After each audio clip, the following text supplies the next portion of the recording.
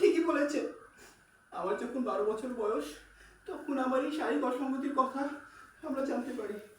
বাবা, সমাজ এবং এই লোক লজ্জার ভয়ে আমাকে বাসা থেকে বের করে দেয়।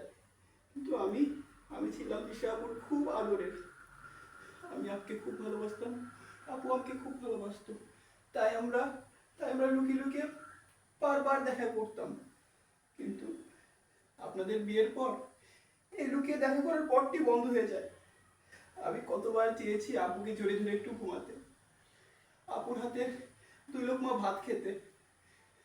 তাই তাই যখন জানতে পারলাম আপনি শহরের বাইরে যাচ্ছেন, তাই আপুর কাছে আসলাম তাকে জড়িয়ে ধরে একটু ঘুমাতে, তার হাতের 2 লোকমা ভাত খেতে।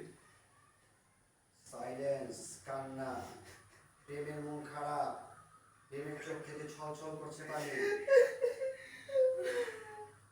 প্রেম ডায়লগ। আমি আমি দুঃখিত দিশা, আমি তোমাকে অবিশ্বাস করেছি।